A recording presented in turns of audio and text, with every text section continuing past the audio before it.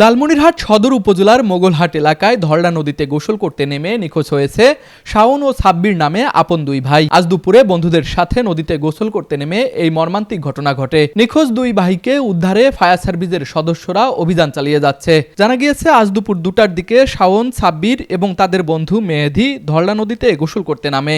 এক পর্যায়ে নদীর প্রবল স্রোতে তারা বিপদে পড়ে যায়। এ সময় মেহেদী কোনো রকমে সাঁতার কেটে তীরে আসতে সক্ষম হলেও শাওন ও সাব্বির স্রোতের টানে তলিয়ে যায়। ঘটনার পরপরই স্থানীয়রা নদীতে নেমে তাদের উদ্ধারের চেষ্টা চালায়। পরে খবর পেয়ে ফায়ার সার্ভিসের একটি দল ঘটনাস্থলে পৌঁছে উদ্ধার অভিযান শুরু করে। শেষ খবর পাওয়া পর্যন্ত এখনো দুই ভাইয়ের কোনো সন্ধান মেলেনি। আমাদের কাছে তথ্য এসছে দুজন ছেলে নিখোঁজ আছে। একজনের নাম সাব্বির, বয়স 17, আর একজন শাওন। দুই ভাই তারা, তাদের বাড়ি মোগলহাট। আজকে সম্ভবত 2টা থেকে 2:30টার মধ্যে মোগলহাটের 0 পয়েন্টে ওখানে গোসল করতে নামে। পরবর্তীতে তারা ওঠেনি। এ বিষয়ে স্থানীয়ভাবে জানার পরে আমরা পার্টিতে পাঠিয়েছি, আমাদের মোবাইল টিম সেখানে আছে। লালমনিরহাট প্রতিনিধির পাঠানো তথ্য ও চিত্রে ডেস্ক রিপোর্ট, RCTV।